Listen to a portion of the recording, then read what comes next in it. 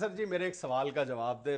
سر جی میرا خیال ہے تم اس لیے کہہ رہے ہو کہ میں نے سر منڈوایا ہے. نہیں یار پیار سے کہہ رہا ہوں. پیار سے نہیں بھائی جی کہتے, احترام سے کہتے ہیں سر جی. نہیں پھر رہنے دو, پھر میں اپنے الفاظ واپس چلو رہنے دو, مجھے بھی کوئی اتنی ٹینشن نہیں ہوتی ہے.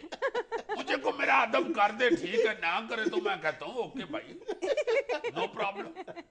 اچھا حضور ایک سوال کا جواب دیں ٹھیک ہے. یہ جو ہم بار بار پلاسٹک بیگز کے خاتمے کی بات کرتے ہیں جس کو عرف عام میں شاپر کہا جاتا ہے, ہاں جی ہاں جی, کیا شاپرز کا خاتمہ اب ممکن ہے ہمارے معاشرے سے؟ کیا نہیں ممکن. یہ کچھ دیر پہلے موبائل فون بند ہوا تھا تو کیا ہمارے ساتھ بند ہو گئے تھے؟ بالکل کوئی ایسی بات نہیں. یہ بجلی اب کتنی دیر نہیں آتی. اب تو ہم بھول ہی گئے ہیں. شروع میں ہم نے کتنا رولا ڈالا تھا.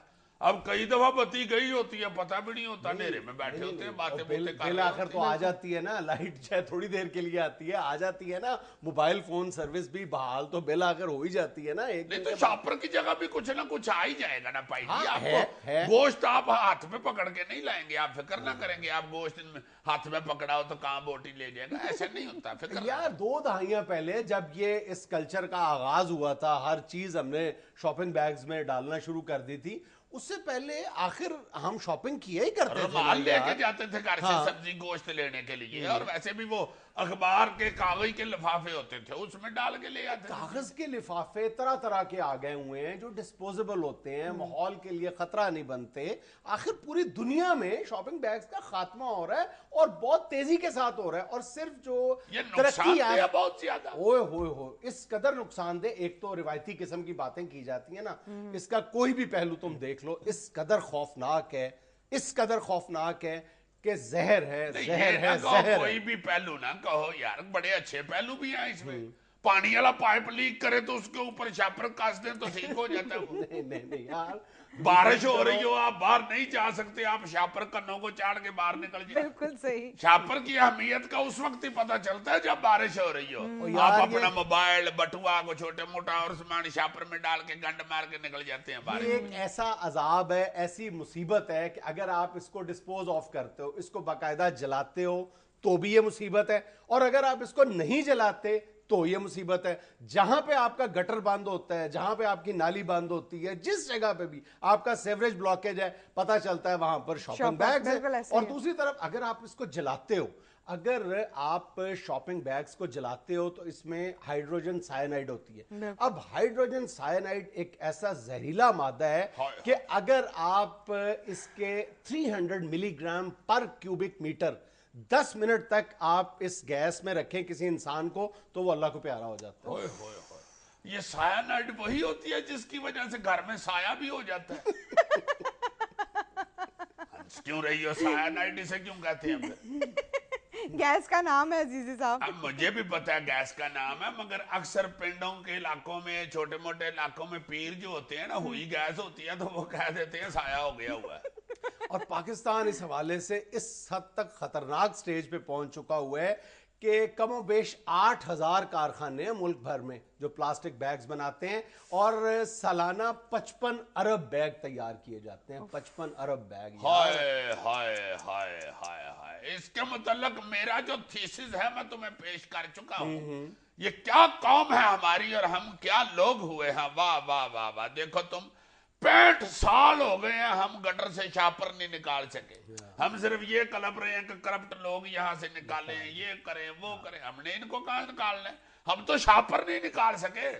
ہر برسات سے کے پہلے ہم کروڑوں روپے کے اخباروں میں اشتہار دیتے ہیں کہ گٹر میں شاپر نہ پھینکیں, گلی میں شاپر نہ پھینکیں. کروڑوں روپے کا اشتہار. اصل میں ایک پھر نبھائی آتے, پھر گٹر بند ہوئے ہوتے. وہی ایک جو دیگر معاملات میں ہمارا رویہ ہوتا ہے کہ یار میرے ایک آدھ شاپر پھینک دینے سے کیا ہوگا. بھئی اگر میں پھینک رہا ہوں دن میں اتنے شاپنگ بیگز جو ہے بازاروں میں پھینک رہا ہوں, گلیوں میں پھینک رہا ہوں, ایون ڈسٹ بن میں پھینک رہا ہوں یار, تو باقی کتنی, یعنی باقی 18 کروڑ لوگ نہیں پھینک رہے. وہی یار ٹریفک کا اشارے والا صاحب, سپاہی نہیں ہے تو توڑ لیا اشارہ, گل مک گئی. اور عزیزی صاحب اس کو زمین پر پھینکنا یا دبانا بھی اتنا ہی ڈینجرس ہے. بالکل ایسے ہی ہے جیسے زمین کا آپ گلا گھونٹ دیتے ہیں, آپ زمین پر پھینک دیتے ہو اور وہ منوں اور ٹنوں کی تعداد میں شاپنگ بیگز آپ زمین پر پھینک دیتے ہو تو زمین کا سانس گھٹ جاتا ہے ایک طرح سے. زمین سانس لیتی ہے. ہاں سانس لیتی ہے یار, آکسیجن نہیں چاہیے ہوتی. اچھا, تو یہ مریض کا ناکا ہے زمین کا. ऊंचा है ना यार, जमीन जितनी बड़ी है इतना ऊंचा ही नाक होगा। ये देखो नाक ऊंचा ही होता है। हाँ यार नाक है उसका। हाय हाय, जमीन के नक पे बर्फ गिरी हुई है आजकल तो बेचारी को नीचे ही आ रही होंगी। प्लीज यार, इतना खौफनाक किस्म का मौजू है। यानी हम पाकिस्तानी एक हफ्ते के दौरान 10 लाख टन प्लास्टिक बैग जमीन पे फेंक देते हैं। 10 लाख टन यार। नहीं तो मैं देखो जुनैद, रौला हम बहुता डालते हैं और कम कट करते हैं। सीधी सीधी बात है, जहां पे शापर बनती हैं, जो शापर बनाने वाले कारखाने हैं, इधर उधर के लोग जो बेच रहे हैं, उसके पे पाबंदी लगाओ। पाबंदी ये है। पतंगे बनाने पे पाबंदी लग गई है, पतंग नहीं भाई 1995 में कानून साजी हुई थी, अमल उसी तरह है जिस तरह बाकी कवानीन पर है ना होने के बराबर। ड्रग इंस्पेक्टर आपकी 2 नंबर दवाइयां पकड़ तो रहा है, कितना उसी अमल तरह होता ही है। हो। हाँ, अभी सुना ही है कि इस्लामाबाद की हदूद में सख्ती से इस पर अमल दरामद होने जा रहा है। देखो उसके क्या नताइज निकलते हैं। अच्छा, हमें खुद भी सोचना चाहिए यार कि सिर्फ ये नहीं कि माहौलियात को खतरा है, जमीन को खतरा है, हमारी सेहत को खतरा।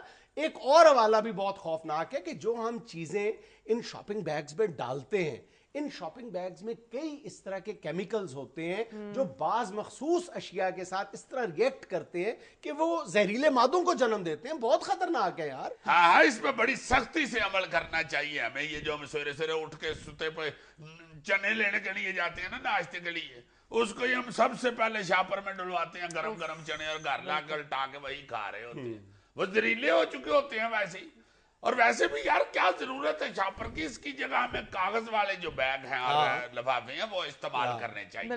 रह गई वो पानी वाला पाइप लीक होता है जहाँ पे हम शापर बांधते हैं, उसकी बात, वो बहुत बड़ा मसला है। कोई ऐसा मसला नहीं है यार। हर गली में एक बाबा बार मंजी डा के बैठा होता है। आपका अगर पानी वाला पाइप कहीं से लीक कर रहा है तो उस बाबे को पकड़ा देंगे, बाबा जी यहाँ से लीक कर रहा है, इसको पकड़ के रखें। बाबा वेला ही बैठा होता है, उसने क्या करना होता है। और अगर वो जिद करें ना पकड़े बुजुर्गवार, हम तो उनसे कहें जी यहाँ से पकड़ के रखें, शुगर ठीक रहती है।